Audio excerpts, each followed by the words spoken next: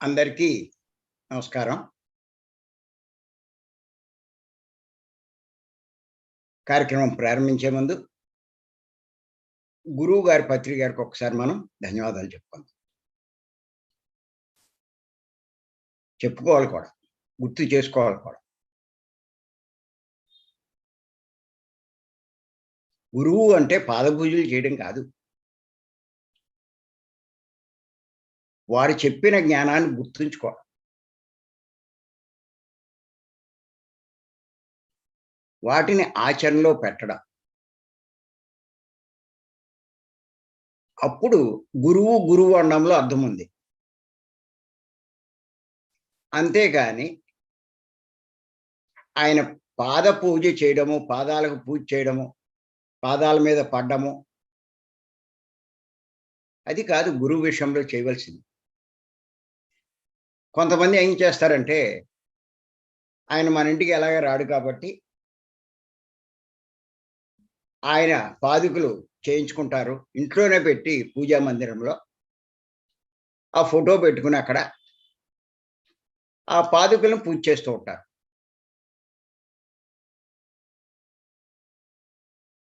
మరి మనము చేస్తున్నాం. సదానంద యోగి గురువు గారిని సంవత్సరంకి ఒకసారి గుర్తుంచుకుంటున్నాం. ఆ రోజు చక్కగా ధ్యానం చేస్తున్నాం. సదానంద యోగి చెప్పిన ధ్యానం, పత్రి గారు చెప్పిన ధ్యానం. అది వారిని గుర్తుంచుకోవడం అంటే. వారి సందేశాలు అర్థం చేసుకోవడం. వాడు శిష్యుడు. ఆచరణలో పెడితే మన జన్మ ధన్యమవుతుంది.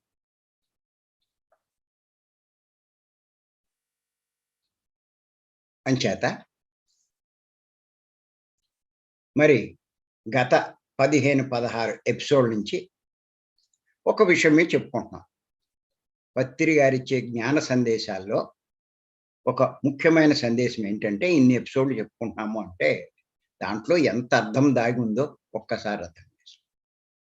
సింపుల్‌గా చెప్పారు ఆయన. ఆత్మజ్ఞాని శరీరాన్ని పుణ్యక్షేత్రాలకు తీసుకువెళ్ళడు. ఆత్మను దర్శించడానికి శరీరంలోనికి వెళ్తాడు. ఎంత లోతు అర్థం ఉందో. ఎందుకు వెళ్ళడు అన్నది అర్థం అవ్వాలి అంటే ఆషామాషి కాదు. వెళ్ళిన వాళ్ళు ఏం చేస్తున్నారు? గుళ్ళకు వెళ్తున్నారు, పూజలు చేస్తున్నారు, అభిషేకాలు చేస్తున్నారు, అన్నీ చేస్తున్నారు. వీడు వెళ్ళడు అంటే చేయట్లేదనే లెక్క. ఎందుకు చేయడు? అంటే అక్కడే ఉంది అర్థం. అజ్ఞాని కాదు వాడు, ఆత్మజ్ఞాని. ఎందుకు చేయడు అంటే ఆత్మజ్ఞాని. ఆ జ్ఞానం పొందినవాడు. మరి ఎందుకు చేయడు ఆత్మజ్ఞాని అంటే, వాడు తెలుసుకున్నాడు. దేని గురించి తెలుసుకున్నాడు? ఏ దైవానికి ఇయన్నీ చేస్తున్నారో ఆ దైవం గురించి తెలుసుకున్నాడు.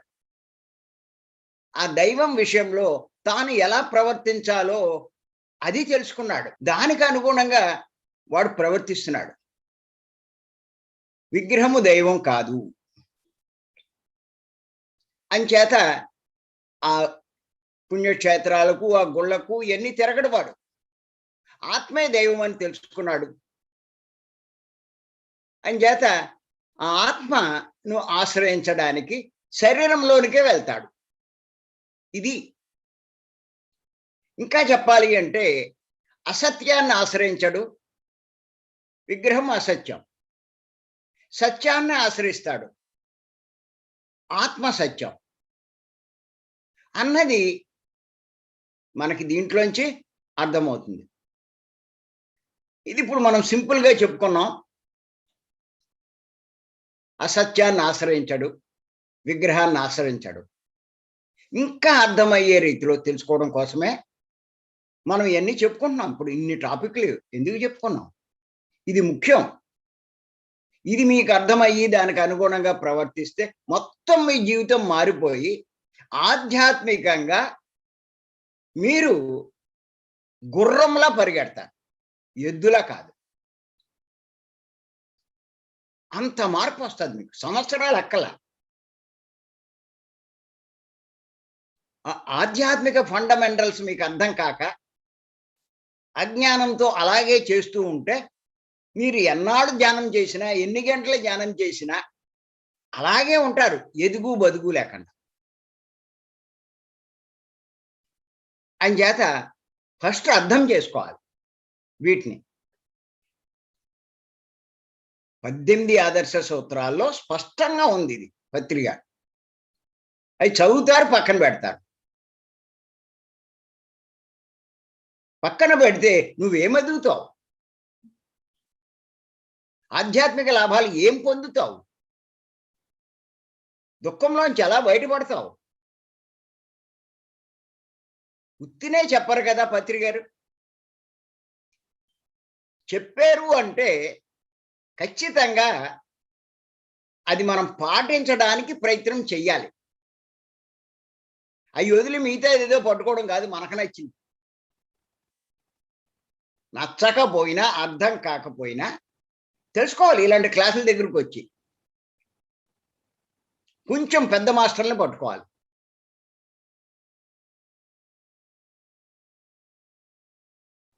అప్పుడు మనకి వాళ్ళు విశదీకరిస్తారు విపులంగా. అయ్యే చెప్పుకుంటున్నాం. ఇంచుమించు మనం ఒక సంవత్సరం అయింది. సంవత్సరం నుంచి ఈ జూమ్ క్లాసులు మనం కంటిన్యూ చేస్తున్నాం. అలా చెప్పిన విషయం చెప్పకుండా ఈ విషయాలన్నీ చెప్పుకుంటున్నాం. ఎంత జ్ఞానం ఉంది తెలుసుకోవాల్సింది. ఎంత జ్ఞానం పొందుతున్నాం పత్రిక ద్వారా. అయ్యో కొంత తెలుసుకుంటే ఏం లాభంలా. అంచేత సమస్త జ్ఞానము మనం అవగాహన చేసుకోవాలన్నా, మరి అన్నీ చెయ్యాలన్నా ఖచ్చితంగా పత్రికారిని అనుసరించవలసిందే. నేను 18 ఆశ సూత్రాలు ప్రారంభంలో చూశాను. పిరమిడ్ మాస్టర్ల 18 ఆదర్శ సూత్రాలు అని ఉంది. అంటే దాని అర్థం ఏమిటి అంటే, ఇందులోకి వచ్చిన వాడు పిరమిడ్ మాస్టర్ కాదు. గుర్తుపెట్టుకోండి. ధ్యానం చేసేవాడు పిరమిడ్ మాస్టర్ కాదు. ధ్యానం చేసేవాడు పిరమిడ్ మాస్టర్ కాదు. చాలా మంది అలా అనుకుంటారు. ఈ మార్గంలోకి వచ్చేసిన వాళ్ళల్లా పిరమిడ్ మాస్టర్లు అనుకుంటారు. 18 ఆదర్శ సూత్రాలు పాటించగలిగిన వాడే పిరమిడ్ మాస్టర్. పత్రి గారు మధ్య మధ్యలో ఓ విషయం చెప్తూ ఉంటారు. ఏమంటారంటే, మనమంతా పూర్ణాత్మలు కావాలి అని పూర్ణాత్మ గొప్పతనము ఇవన్నీ చెప్తూ, పిరమిడ్ మాస్టర్లంతా ఆ స్థితిలో ఉన్నవాళ్ళు అంటారు. మనోళ్ళంతా ఏమనుకుంటారంటే, అబ్బో నిజంగా మనం అంత స్థాయికి ఎదిగిపోయామా అంటారు. కానీ పత్రి గారి ఉద్దేశం ఏంటంటే అక్కడ అంటున్నారు అంటే 18 ఆదర్శ సూత్రాలు పాటించగలిగిన వాడు అని దాని అర్థం. ధ్యానం చేసేవాడు అని కాదు.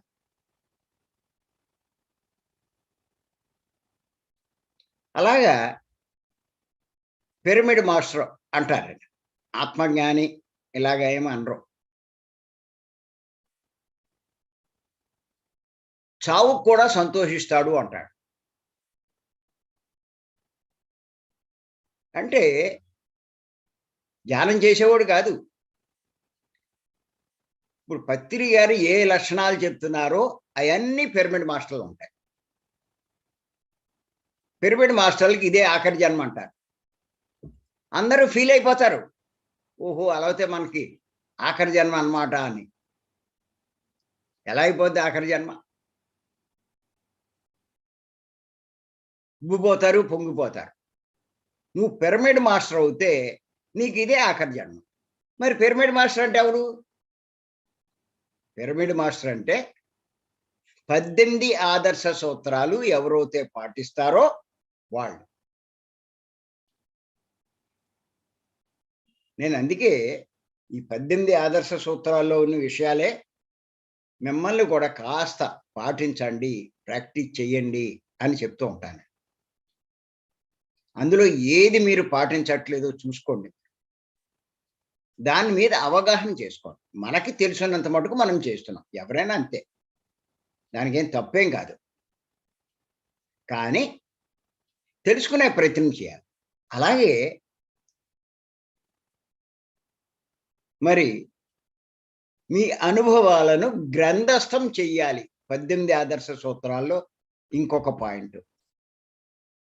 అందరికీ చెప్పాను. ప్రతి ఒక్కళ్ళు కూడా మీ అనుభవాలను గ్రంథస్థం చేయండి. మీరు గ్రంథమంతా పూర్తి చేయక్కర్లా. కనీసం మొదలెట్టినా చాలు మీరు గొప్పోళ్ళే. మరి ఎంతమంది మొదలెట్టారో మళ్ళా కింద మటుకు సీనియర్ మాస్టర్ అని పేరెట్టుకుంటారు. పిరమిడ్ మాస్టరే సీనియర్ మాస్టర్.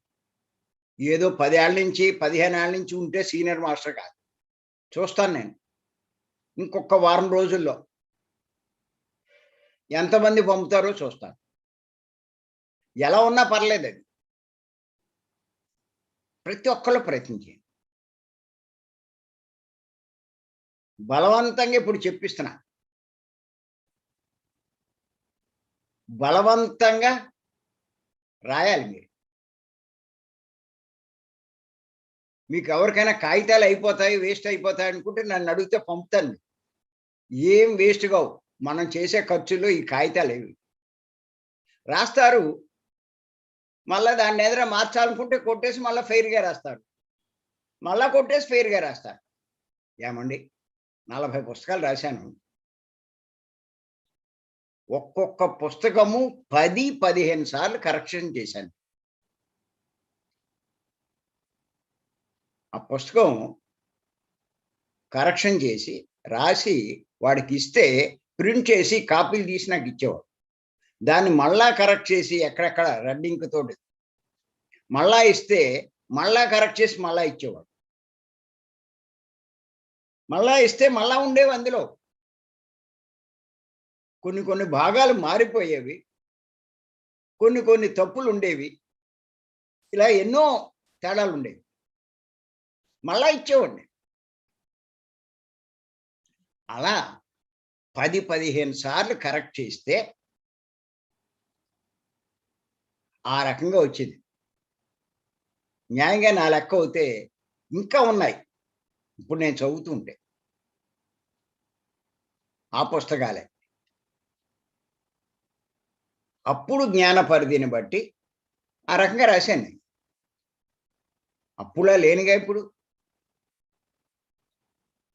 దాంట్లో ఇంకా లోతుగా వెళ్ళొచ్చు. ఇప్పుడు కూర్చొని రాస్తూ ఉంటే మళ్ళా చాలా మారిపోతుందది. ఆ బుక్కు. అలాగే ఉండదు. మరి పత్రి గారు మొదట్లో తులసిదళం రాశాడు. ఒక సంవత్సరం కష్టపడి. దాన్ని ఎన్నో సార్లు కరెక్ట్ చేసి ప్రింటింగ్‌లేయించారు. ఆయన ప్రింట్ చేసేటప్పుడల్లా. ఇప్పుడు మళ్ళా కలర్ ప్రింటింగ్ జేస్తున్నారు మళ్ళా తులసి దళాన్ని. మళ్ళా కరెక్ట్ చేసి. ఆయనకే ముందు చేసిన దానికి, తర్వాత చేసిన దానికి ఎన్నో మార్పులొస్తాయి. అంటే ఇదంతా ఎందుకు చెప్తున్నానంటే, మీరు రాయడం మొదలెట్టండి. వస్తే వస్తాయి. దాన్ని కొట్టేసి మళ్ళా ఇంకో కొత్త కాగితం తీసి రాయండి. కాగితాలు కక్కుర్తి పడకండి.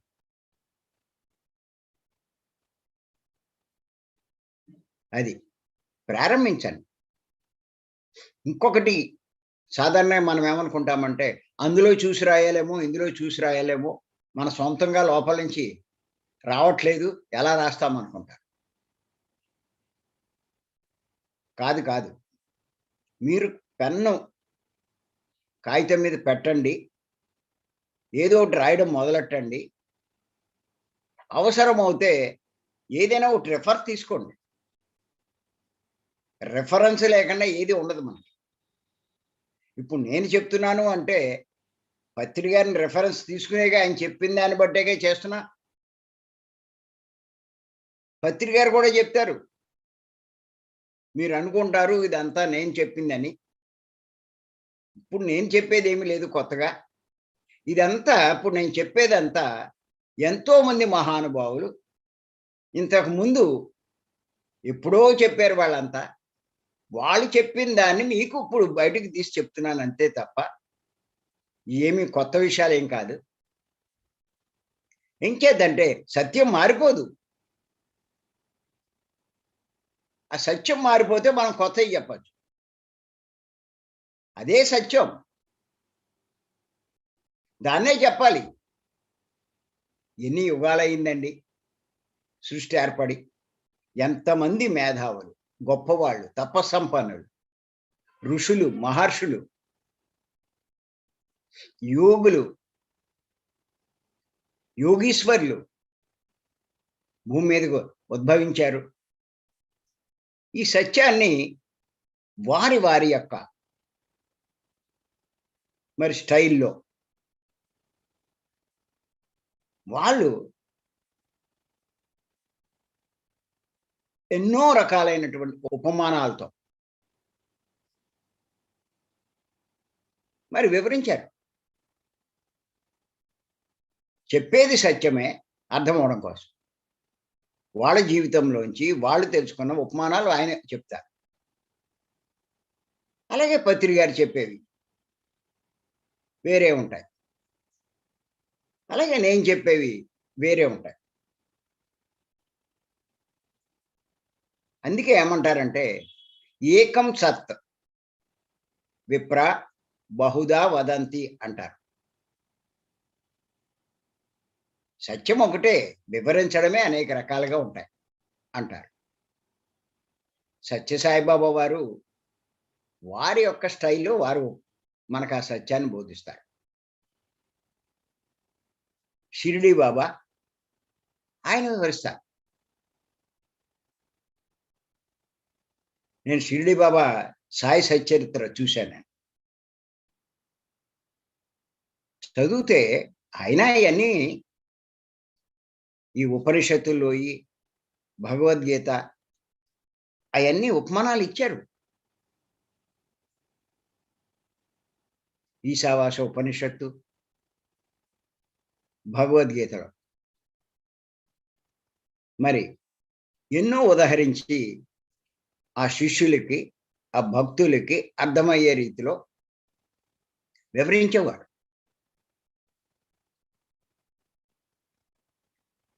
అలా ఇప్పుడు పత్రి గారు మనకి శంకరాచార్యుల వారు, వేమన వీరబ్రహ్మేంద్ర స్వామి, కృష్ణుడు, బుద్ధుడు, జీసస్ ఇలా అందరియి ఉదహరిస్తూ మనకు అర్థమయ్యేటట్టు చెప్తున్నారండి. వాళ్ళ పుస్తకాలన్నీ ఆ సారాన్ని తీసి ఒక చిన్న పుస్తకం కిందేసి మనకు అందిస్తున్నారు.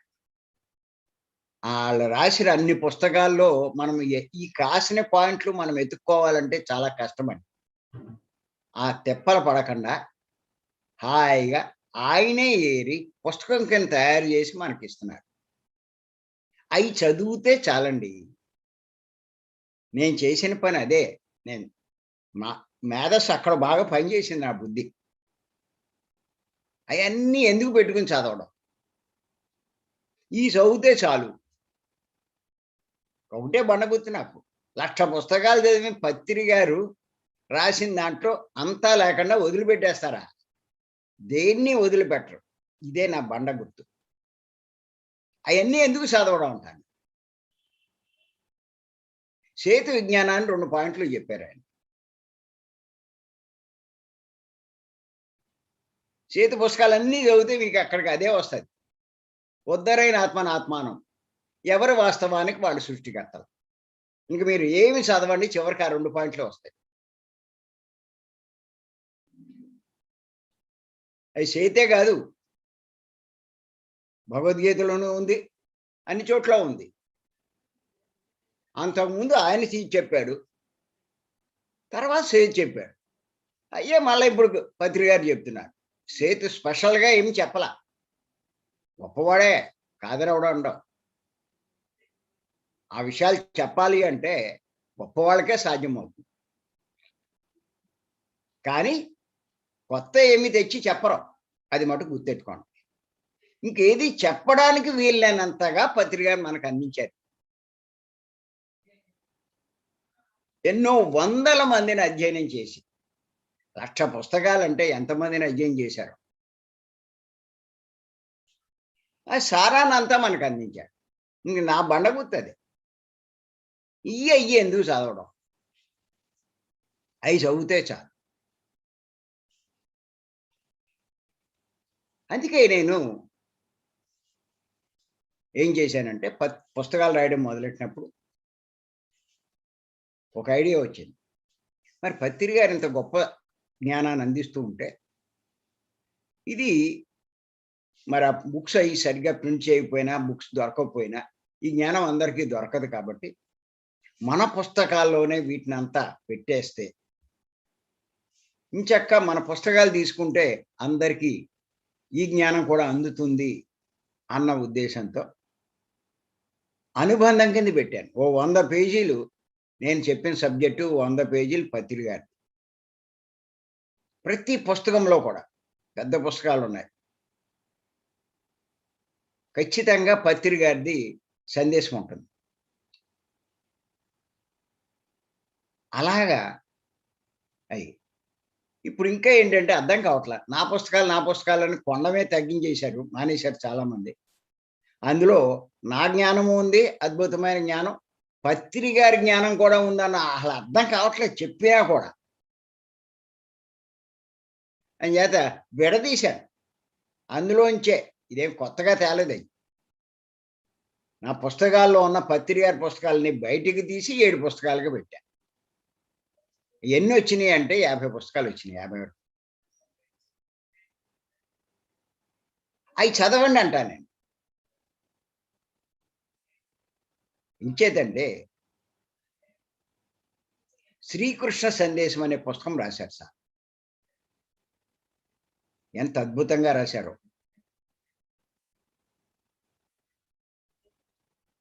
దాని విశ్లేషణ, వివరణ చూస్తే మతిపోతుంది ఒక్కొక్క శ్లోకానికి.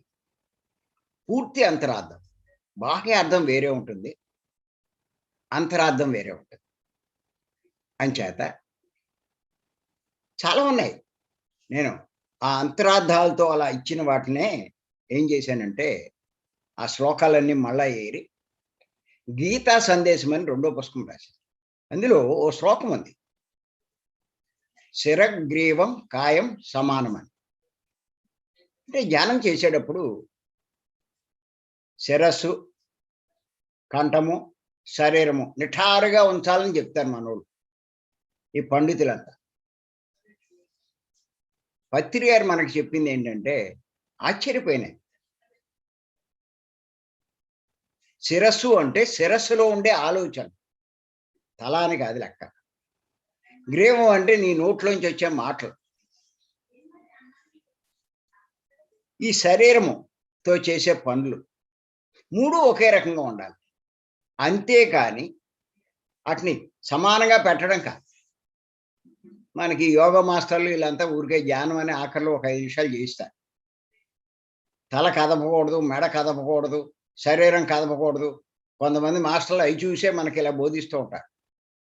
ఎవళ్ళైనా గోడకి తల ఆనిస్తే ఈడెళ్ళి ఆడిని "ఓయ్! అలా ఆన్చకు" అంటాడు. పక్కకు తిప్పకూడదు అంటాడు. సరి చేసుకో అంటాడు. దాని అర్థం త్రికరణ శుద్ధి ఉండాలి నీకు. ధ్యానం చేసేవాడికి త్రికరణ శుద్ధి ఉండాలి. ఈ 3 సమానంగా ఉండాలి. అది ఆయన చెప్పేది. కొంచెం ఆలోచించండి. వాడికి అవగాహన లేదు గానీ, జ్ఞానం అంటే ఏంటో అవగాహన లేదు. కళ్ళు మూసుకోవడం అనుకుంటారు. శ్వాస మీద ధ్యాస పెట్టేయడం అనుకుంటారు. అంతే జ్ఞానం అనుకుంటారు. అంచేత కరెక్ట్‌గా ఉంచాలంటారు. మరి ఇది కరెక్ట్‌గా ఉంచాలి అంటే తల వాలిపోయింది. వాలిపోయినప్పుడు ఆడు స్ఫురణ తెచ్చుకుని మళ్ళా తల సరి చేసుకుని మళ్ళా కూర్చోవాలి. అంటే నేను వాలిపోతున్నాను అన్నది అనుకున్నాడు అంటే మనసు పనిచేస్తుంది. అది ధ్యానం కాదది. కూర్చున్నా దండిగే. అంచేత వాలిపోనివ్వండి. పక్కకు వాలిపోద్ది, ఎదరకు వాలిపోద్ది, ఆ సైడ్‌కి వాలిపోద్ది. ఎటు వాలిపోతే వాలిపోద్ది. ఎప్పుడు గుర్తెట్టుకోండి మీరు. మనసు పని చేస్తున్నప్పుడే మీ శరీరాన్ని మీరు ఎలా కావాలంటే అలా ఉంచుకుంటారు. రాసుకోవాలి, ఇది ఇంపార్టెంట్ పాయింట్. మనసు పని చేయని స్థితికి మీరు వెళ్ళినప్పుడు ఆలోచనారహిత స్థితి. మనసు పని చేయని స్థితి. మీ శరీరం మీద మీకు కంట్రోల్ ఉండదు. అది ఏమవుతుందో అవుతుంది. అది మీకు అనవసరం. అలా కూర్చోండి. పావుగంట అలా ఉండిపోతారు, అరగంట అలా ఉండిపోతారు, గంట ఉండిపోతారు. తర్వాత మళ్ళా మనసు మీకు స్ఫురణలోకొస్తుంది. అప్పుడు తెలుస్తది మీకు. ఇదేంటి ఇలా వాలిపోయాను అని. అప్పుడు మీరు సరి చేసుకుంటారు. సరి చేసుకొని మళ్ళా కూర్చుంటారు. మనసు పని చేయనంత సేపు పావుగంటైనా, అరగంటైనా, గంటైనా అలా ఉండిపోయారు. అలా తలకాయ వాల్చేసి, వెనక్కి పెట్టేసి, లేతే కొంతమందికి ఎదరకెళ్ళిపోతూ ఉంటుంది. అది. ఇది మీకు అర్థం కావాలి అంటే, మనసు పని చేస్తేనే శరీరాన్ని మీరు ఎలా కావాలంటే అలా ఉంచుకుంటారు. మనసు పని చేయనప్పుడు మీ శరీరం మీద మీకు అదుపు అంటే కంట్రోల్ ఉండదు. ఇది మీకు అర్థం కావాలి అంటే మీరు చూడండి. నిద్రపోయినప్పుడు కళ్ళు మూసుకుంటారు. ఇంకక్కడ జాగ్రత్తావస్థ ఉండదు. కాసేపటికి మనసు కూడా పనిచేయదు. సుషుప్తి అవస్థలోకెళ్ళిపోతారు. మనసు పనిచేయదు. సహజంగా మీరేం చేశారంటే, ఎందుకో పెన్ను చేతిలో పెట్టుకొని పడుకున్నారు. సుషుప్తి అవస్థలోకెళ్ళినప్పుడు ఆ చేతిలో ఉన్న పెన్ను కిందకి పడిపోతుంది. మీ మనసు పని చేస్తున్నప్పుడు, మీ జాగ్రత్త అవస్థలో ఉన్నప్పుడు, మీ పెన్ను గట్టిగా పట్టుకుంటారు. సుషుప్తిలోకి మనసు పని చేయని స్థితిలోకి మీరు వెళ్ళినప్పుడు, మీ చేతిలో ఇది జారిపోతూ ఉంటుంది.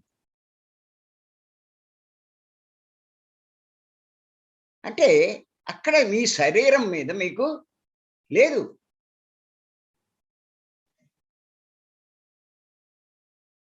అలా పడి ఉంటారు. ఇంక శరీరం ఏం పని చేయదక్కడ.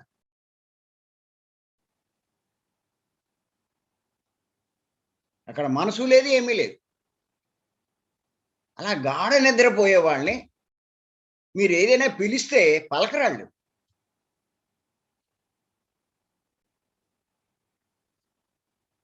ఏంట్రా అంత మత్తులో పడుకున్నావంటారు. పలకవేంట్రా అని. మరీ గాఢంగా పడుకుంటే ఆళ్ళు లెగ్గొట్టడానికి మొహం మీద నీళ్లు జల్లుతారు. ఆడు స్పృహలోకి రావడానికి. స్పృహలోకి రావడం అంటే మనసు పని చేసే స్థితికి రావడానికి. అది. ఆ శ్లోకం చదివిన తర్వాత అప్పుడనిపించింది. అబ్బా! పత్రి గారు ఎంత జ్ఞాన సంపన్నులు. ఒక్క విషయాన్ని కృష్ణుడు చెప్పిన దాన్ని యథాతథ అర్థాన్ని చెప్పారు అని. అంచేతే అక్కడ నాకనిపించిందప్పుడు. ఆయన అంతరార్థాలిచ్చిన శ్లోకాలన్నీ గీతా సందేశమని ఇంకా కొంచెం విపులంగా వివరించి నేను రాశాను. గీతా సందేశం పుస్తకం ప్రతి ఒక్కళ్ళు చదవండి. భగవద్గీత సారం, కృష్ణ సందేశం. అదొక స్టైల్‌లో ఉంటది. నా భగవద్గీతలు ఇయన్నీ శ్లోకం రాయడం, తాత్పర్యం చెప్పడం, వాడికి నచ్చిన రీతిలో వివరించడం అది కాదు. భగవద్గీత సారం ఎలా ఉంటుందంటే, ఒక టాపిక్ తీసుకుంటాను నేను. ఆ టాపిక్ తీసుకుని దాన్ని గీతలో వివరిస్తూ గీతలో ఎక్కడ ఎప్పుడు చెప్పాడు, ఏ శ్లోకంలో ఈ విషయాన్ని చెప్పాడు. అలాగా పునర్జన్మలు ఉన్నాయా, మళ్ళా ఇంకా మనకి జన్మలు ఉన్నాయా అన్న దాని మీద తీసుకుంటాను నేను. తీసుకుని అదే చెప్తూ ఉంటాను నేను. అలాగే కర్మ సిద్ధాంతం గురించి భగవద్గీతలో ఏం చెప్పాడు, ఆ శ్లోకాలు ఉదహరిస్తూ అది చెప్తాను నేను. మాంసాహారం గురించి గీతలో చెప్పబడిందా లేదా, మీకు డౌట్ రావచ్చు చాలా మంది. చెప్పే ఉపన్యాసాల్లో మాంసాహార ప్రస్తావనే తీసుకురారు చాలా మంది. ఇలాగా పత్రం పుష్పం ఫలం తోయం మొన్న ఎవరో అడిగారు, ఈ శ్లోకం ఉంది కదా అని. మరి వాళ్ళు మామూలుగా ఏమనుకుంటారు, ఇవన్నీ సమర్పించమన్నాడు కదా, అంటే పూజ చేయమనే కదా, పూజలోనే కదా మనం అవన్నీ ఇచ్చేది అనుకుంటారు. దాని అంతరార్థం వాళ్ళకి తెలియదు. కృష్ణుడు ఎంత గొప్ప అంతరార్థంతో చెప్తాడంత మహాజ్ఞాని. ఇవన్నీ నేను గీతా సందేశం పుస్తకంలో ఇవ్వడం జరిగింది. ఇప్పుడు ఆ టైంలో నేను గ్రహించిన దాన్ని పెట్టి రాశాను. ఇప్పుడు ఇంకా శ్లోకాలు కొన్ని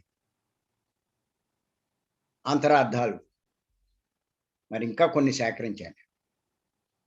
ఇంత చేయగలిగింది దేనివల్ల అంటే పత్రి గారి వల్ల. అది నేను చెప్పేది. పదే పదే పత్రి గారి పేరు ప్రస్తావిస్తున్నాను అంటే, ఇంత జ్ఞానం నాకు ఎక్కడి నుంచి వచ్చింది అంటే పత్రి గారి నుంచే. పత్రి గారి పరిచయం కాకపోతే అజ్ఞానిని, ఏమీ తెలియని వాడినే గట్టిగా మాట్లాడితే. ఇన్ని పుస్తకాలు రాసినా పత్రి గారే కారణం. అందుకే మీరు కనుక చదివితే, నేను ఏదైనా పుస్తకం రాసినప్పుడు అందులో ఉన్న ఎసెన్స్, ఒక 100 పేజీల్లో ఉన్న ఎసెన్స్, దానికి లింకుగా ఉన్నటువంటి పత్రి గారి పుస్తకాలు దానికి అటాచ్ చేస్తాను నేను, అర్థం అవ్వడానికి. నాకు కొంచెం మొదట్లో కొంచెం సందేహం వచ్చేది. రాసేస్తున్నాను, ఇది ఎంత కరెక్టో కాదో, ఎవడైనా ఏదైనా క్వెషన్ చేస్తే మన బతుకేటి, భయపడ్డాను. కానీ జాగ్రత్తగా చూసుకున్నాను. నేను రాసేదానికి సపోర్టింగ్‌గా ఇంక ఇక్కడ, అక్కడ ఇయన్నీ అక్కర్లా. పత్రి గారు రాసిన పుస్తకాల్లో ఉందా లేదా చూసుకునేవాడిని. ఉంటే మటుకు ఇక్కడ ధైర్యంగానే రాసేవాడిని. ఆ పుస్తకాలనే తీసి ఇక్కడ పెట్టేవాడిని. అది. మీరు చూస్తే మీకు అర్థమవుతుంది అయన్నీ. అది నా జ్ఞానము, నా సొంతము అనుకోక్కల. పత్రి గారే చెప్పారు. ఇప్పుడు నేనేం చెప్పట్లేదు. మహానుభావులు ఎంతోమంది చెప్పిందే మీకు మళ్ళా గుర్తు చేస్తున్నాను అంతే అన్నారు.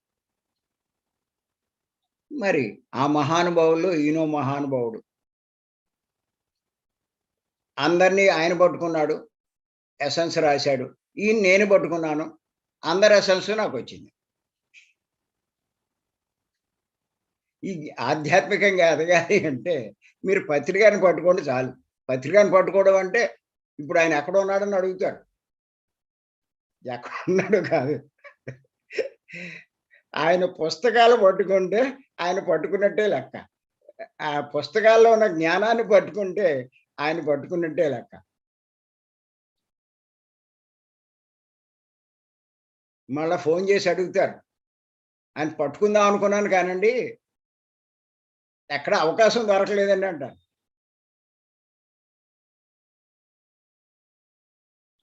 అమ్మో! మంచి కోపంగా ఉన్నారు. ఎలా పట్టుకోవాలండి? అబ్బా! చేత నేను ఆయన అలా పట్టుకొని కూర్చోలా. జ్ఞానాన్ని అలా పట్టుకున్నాను. అంచేత ఏంటంటే, మరి ఆయన చెప్పిన ప్రతీది కూడా చాలా డెప్త్‌కెళ్ళాలి మనం. ఇంకొకటి నేను చెప్తున్నాను. ఒక్క విషయాన్ని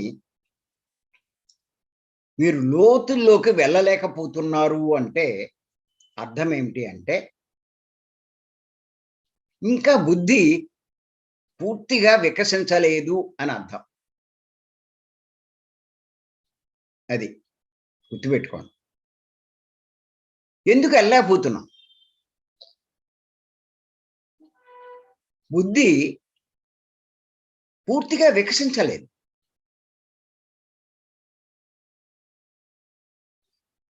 అప్పుడది మనం ఎందుకు చేయలేకపోతున్నాం అన్నది గ్రహించుకోండి. ఎవరికి వికసిస్తది? తీవ్ర సాధన. అంటే మీరు చేసే సాధన సరిపోట్లా. ఎంత సాధన చేస్తే మీ బుద్ధి అంత వికసిస్తది. అన్నీ అంత అవగాహన అవుతాయి. అన్ని విషయాలు లోతుకి వెళ్తూ ఉంటారు. అంచేత నేను ఫస్ట్ ఎంత స్ట్రెస్ చేసి చెప్తానో, బుద్ధి వికసింప చేసుకోండి. మీరు పెర్ఫెక్ట్ మాస్టర్ అవుతారు. అనుభవాలు మనకు ప్రధానం కాదు. చచ్చిపోతారు అనుభవాల కోసం. మాకు రావట్లేదు, మాకు రావట్లేదు. ఏం చేసుకుంటారు మీరు? అనుభవాలు వచ్చినాయా లేదా కాదు. మీ బుద్ధి వికసించిందా లేదా దాన్ని చూసుకోండి.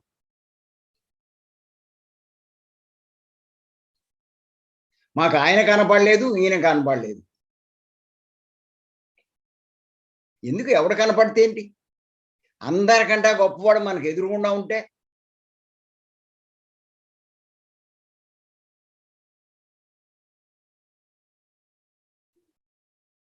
ఎవడో మనకి చెప్పేదేటి? ఈయన స్పష్టంగా ఎంతో జ్ఞానాన్ని మనకిస్తుంటే దీన్ని ఉపయోగించుకోకుండా అంచేత గుర్తుపెట్టుకోండి. పత్రి గారిని మనకి దొరికినప్పుడు బాగా ఉపయోగించుకోవాలి. మరి బుద్ధి బాగా వికసింపజేసుకోవాలి.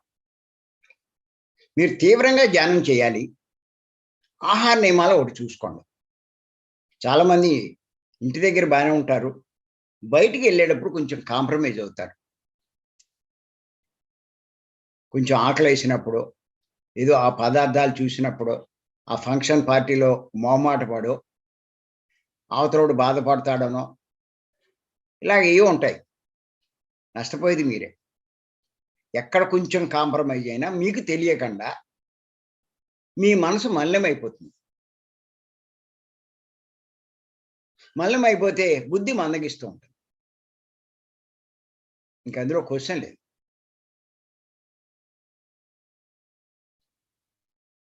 అది. బుద్ధి మందగిస్తే అవగాహన అవ్వవు.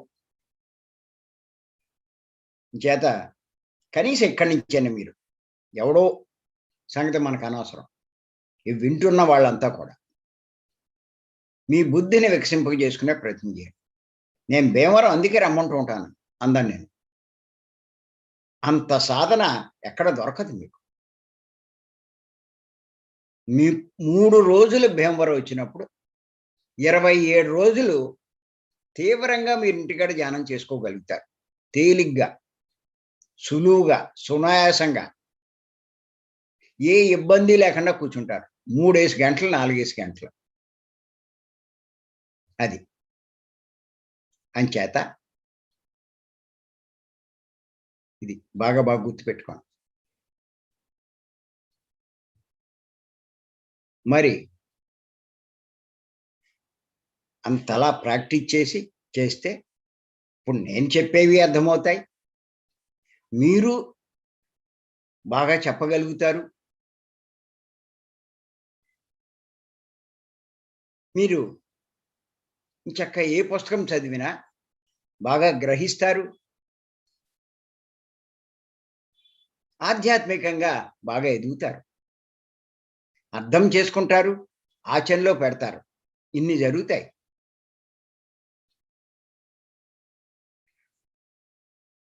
బుద్ధి వికసించే కొద్దీ ఇంకోటి కూడా చెప్తున్నాను. మీకు మీ అంతరంలో ఉన్న ఆత్మశక్తి కలుస్తుంది. గుర్తుపెట్టుకోండి. ఆత్మశక్తి తోడవుతుంది. బుద్ధి వికసించే కొద్దీ ఆత్మశక్తి తోడవుతుంది.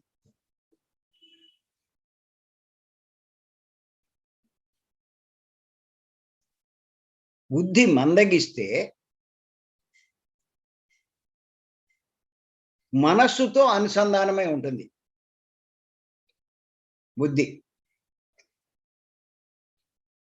బుద్ధి మందగిస్తే మనస్సుతో అనుసంధానం అయిపోతుంది. అప్పుడు వాడు ప్రాపంచికమైన విషయాలకి ప్రాముఖ్యం ఇస్తూ ఉంటాడు. బుద్ధి బాగా వికసిస్తూ ఉంటే ఆత్మతో అనుసంధానమై ఉంటుంది. ఆధ్యాత్మిక విషయాలకి ప్రాముఖ్యం ఇస్తాడు.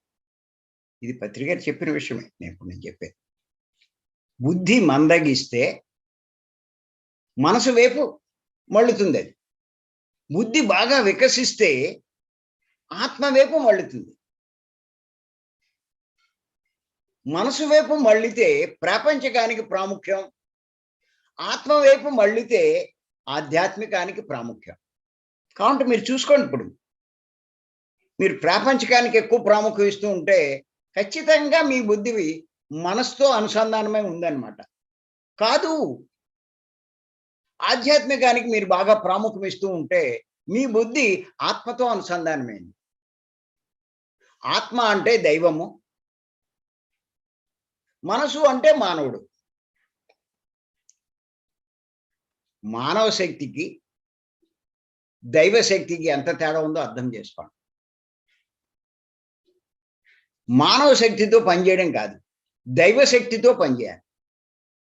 మానవుడైన అర్జునుడు ఎర్రివాళ్ళ అన్నాడు. మాధవుడైన కృష్ణుడు గొప్పగా బోధించాడు. అంత తేడా ఉంది ఇద్దరికి. ఏడుతూ కూర్చున్నాడు. అంత సూర్యుడైనా, అన్ని అస్త్రాలు ఉన్నా, అంత వెర్రవీగినోడు కూడా. మరి మాధవుడైనటువంటి ఆ శ్రీకృష్ణుడు వారు ధైర్యాన్ని చెప్పవలసి వచ్చింది. ఏమిట్రా నేను ఇలా పడ్డా నేల మీద అని చెప్పి ధైర్యం తెచ్చుకో.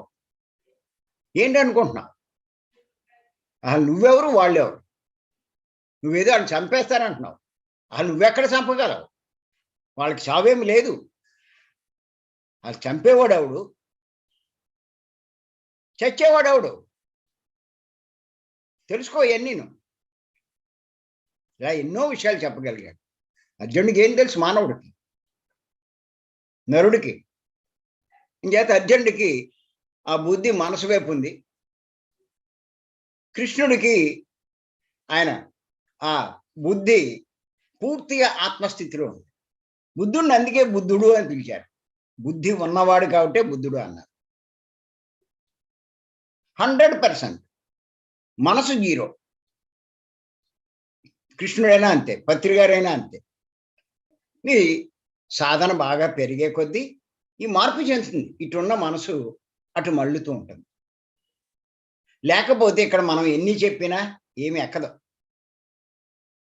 అక్కడికి చెప్తాను నేను, నిరుత్సాహపడకుండా. 50-50 అంటాను నేను.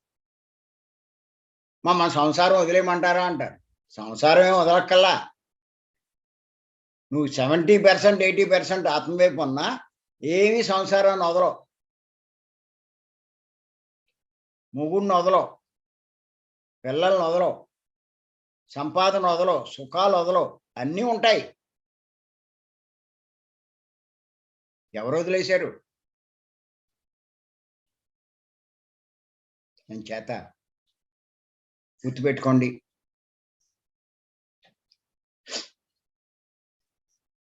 ఇప్పుడు మనం ఏం చేద్దామంటే ఆ దైవం గురించి తెలుసుకునే ప్రయత్నం చేద్దాం. ముందు ఆ దైవ లక్షణాలు ఏంటో తెలుసుకుందాం. ఇంతకుముందు సెషన్లో కొన్ని తెలుసుకున్నాం. ఇప్పుడు మరికొన్ని తెలుసుకుందాం. రాసుకోండి, చెప్తాను. ఇంతకుముందు మనం 20 పాయింట్లు తెలుసుకున్నాం. ఇది 21వ పాయింట్. ముందు కొన్ని పాయింట్లు రాసేసుకుని తర్వాత వాటిని వివరించుకుందాం. భగవంతుని ఇంకొక లక్షణం ఏంటంటే ఆయన షడూర్మ రహితుడు. అంటే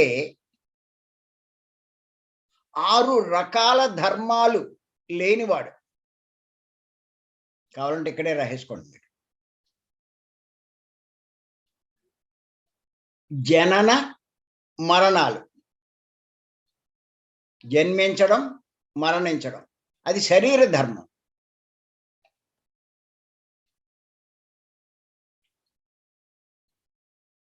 ఆకలి దప్పికలు ప్రాణధర్మం, శోకము మోహము మనోధర్మం.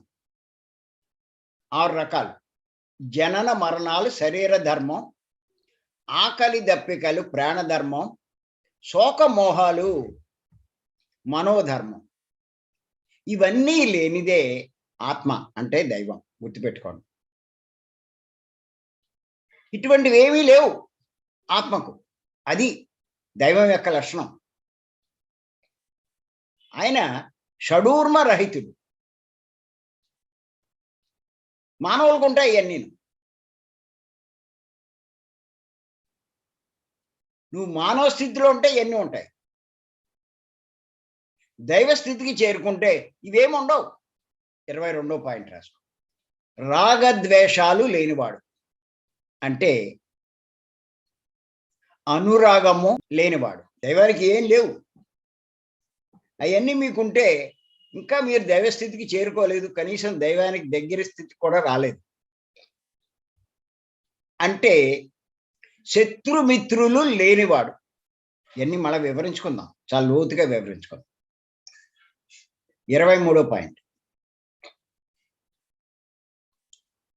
జగన్నాటక సూత్రధారుడు. అంటే ఈ జగత్ అనే నాటకానికి, ఈ జగత్ ఏంటనుకుంటున్నారు? ఇదంతా ఒక నాటకం.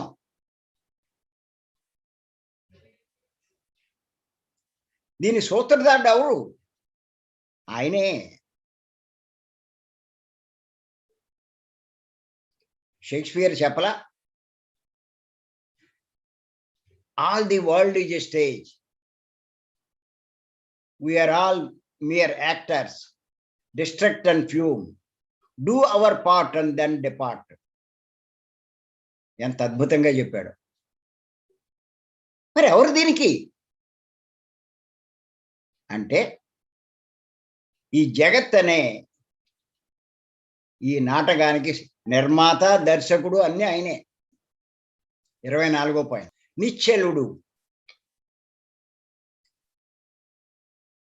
నిశ్చలంగా ప్రకాశిస్తున్నవాడు. చలించేవాడు కాదు, నిశ్చలం. అచలుడు. చాలా మంది గురువులు ఈ అచల సిద్ధాంతాన్ని బోధిస్తూ ఉంటారు. అర్థం కాని శిష్యులు ఏమనుకుంటారంటే, మా గురువు గారి సిద్ధాంతం వేరండి, మాది అచల సిద్ధాంతం అండి అంటారు. అచల సిద్ధాంతం అన్నా అంతే, ఆత్మ సిద్ధాంతం అన్నా అంతే, ఏ సిద్ధాంతం అన్నా అంతే, బ్రహ్మ అన్నా అంతే, పరమాత్మ అన్నా అంతే, అన్నీ అంతే. ఒక లక్షణాన్ని పట్టుకుని మాది ఆ సిద్ధాంతం అంటారు. సత్యము అన్నా అంతే, సచ్చిదానందం అన్నా అంతే. నిశ్చలంగా ప్రకాశిస్తున్నవాడు. 25. సాక్షిభూతుడు.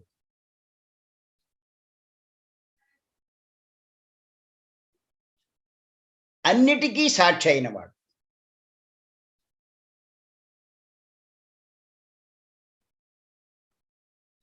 ఇవన్నీ ఇంకా డీటెయిల్గా వివరించుకుందాం. అన్నిటికీ సాక్షి అయినవాడు అంటే ఎవరి విషయంలోనూ ఆయన తలదోర్చడు. 26వ పాయింట్. పరిపూర్ణుడు.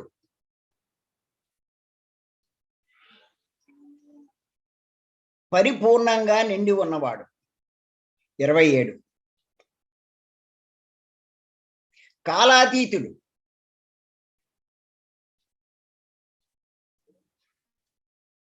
కాలానికి అతీతమైన వాడు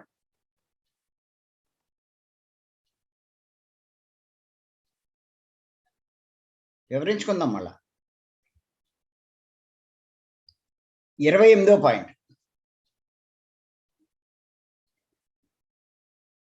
అఖండుడు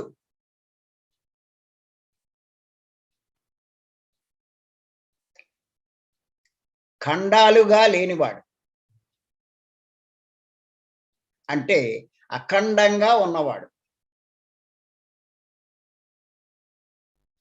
అంటే ఒక్కటిగా ఉన్నవాడు ఏదైనా ఒకటే 29.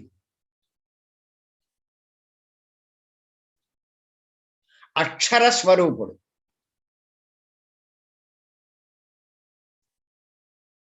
అంటే నాశనం లేనివాడు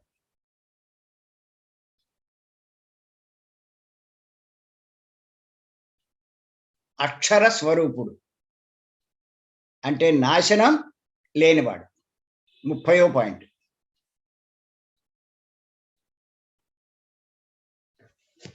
స్వయం ప్రకాశమానుడు ఒకరి వల్ల ప్రకాశించేవాడు కాదు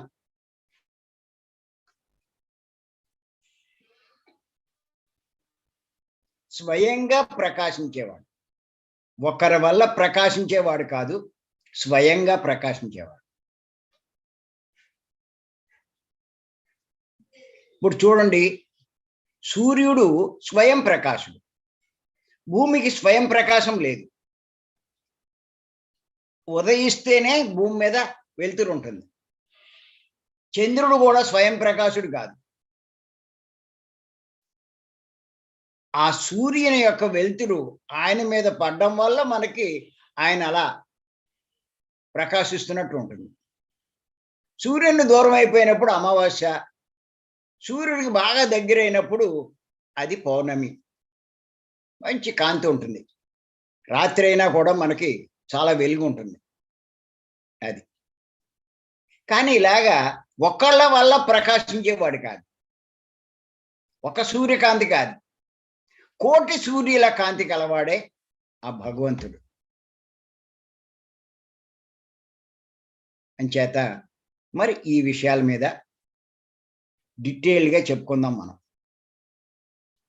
నెక్స్ట్ క్లాస్లో ఎందుకంటే ఫస్ట్ భగవంతుని గురించి మీరు అవగాహన చేసుకోకపోతే సరైన మార్గంలో పయనించలేరు జీవితంలో సరైన ఫలితాలు పొందలేరు సరైన ఫలితాలు పొందకపోతే దుఃఖంలోనే ఉంటాం విలవిలలాడుతూ ఉంటాం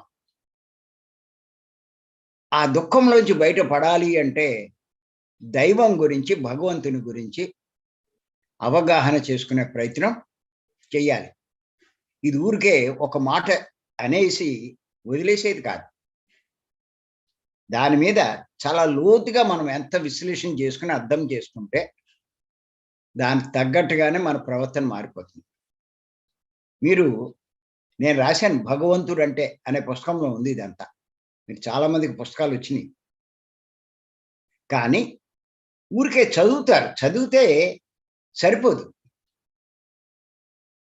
ఇప్పుడు ఇంత వివరణ అక్కడ ఇవ్వడం కుదరదు పుస్తకాల్లో కొంతవరకు ఇస్తామంతే అందుకే పత్రి గారు ఏమంటారంటే ధ్యానం చేయడం ఒక్కటే కాదు పుస్తక పఠనం కూడా చేయండి అంటారు స్వాధ్యాయం అది కూడా సరిపోదు సాంగత్యం చేయండి అంటారు వాళ్ళతో ఆ జ్ఞానం ఉన్న వాళ్ళతో మీరు సాంగత్యం చేస్తే మీరు చదివిన విషయాలు అర్థమయ్యే రీతిలో మీకు వివరిస్తారు అప్పుడు మీరు చదివింది మీకు బాగా బోధపడుతుంది అని ఈ సాంగత్యం కంపల్సరీ అని చెప్తారు అంచేత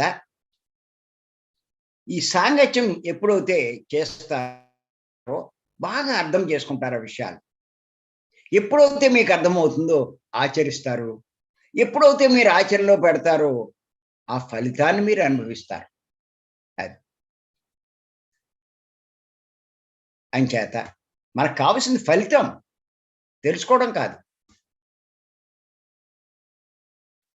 మరి సాధన ఎందుకు అంటే గుర్తెట్టుకోండి, చేసే కొద్దీ ఓ పక్క నుంచి ఇవన్నీ చేస్తూ ఉంటారు, ఇంకో పక్క నుంచి సాధన చేస్తూ ఉంటారు.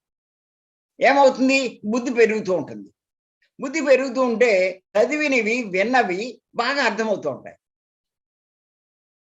ఆచరించే శక్తి కూడా పెరుగుతుంది.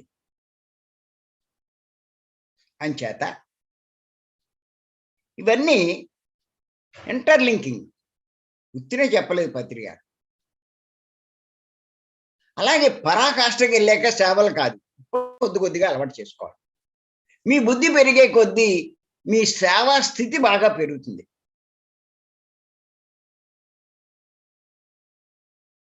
అంచేత బుద్ధిలో మార్పు వస్తే అన్నీ మారిపోతాయి. అది అంచేత ఇప్పుడు ఏవైతే మనం తెలుసుకున్నామో ఈ పాయింట్ల గురించి నెక్స్ట్ ఎపిసోడ్లో డీటెయిల్గా మనం తెలుసుకుందాం. తెలుసుకుని మళ్ళా కొత్త పాయింట్లు తెలుసుకుందాం. దైవం గురించి ఎప్పుడు మననం చేసుకోండి. నేను చెప్పేది చేసుకుంటూ ఒకటే లెక్క. ఈ లక్షణాలన్నీ కూడా మీకు చూస్తే కనుక ఆత్మలో ఉంటాయి, కానీ విగ్రహంలో ఒక్కటి కూడా ఉండదు. ఇది ఫస్ట్ మీరు అవగాహన చేసుకోవాలి. ఎందుకు ఇవన్నీ చెప్తున్నాను అంటే, ఈ లక్షణాలు ఉన్నవాడే దైవం. ఈ లక్షణాలు లేకపోతే దైవం కాదు. మరి ఈ లక్షణాలు ఎవరిలో ఉన్నాయి? ఆత్మలో ఉంటాయి. అంటే ఆత్మే దైవం. ఈ లక్షణాలు విగ్రహంలో ఉండవు, అంటే విగ్రహం దైవం కాదు. మరి మీకు నిజంగా దైవం అంటే ఇష్టం ఉండి దైవాన్ని ఆశ్రయించాలంటే విగ్రహం కాదు, ఆత్మను ఆశ్రయించాలి. అదే పత్రి గారు చెప్తున్నారు, విగ్రహారాధన కాదు సత్యారాధన, ఆత్మారాధనే ముద్దు అని చెప్తూ ఉంటారు. ఉత్తినే చెప్పరు. అది ఆ మాట, అది ఒక్క మాటే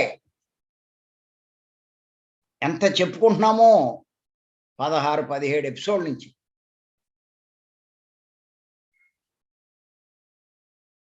అంచేత మరి ఎన్ని గుర్తుపెట్టుకోండి, ఊరికే అసమర్షి కాదు. అందులో ఇది చాలా కష్టం.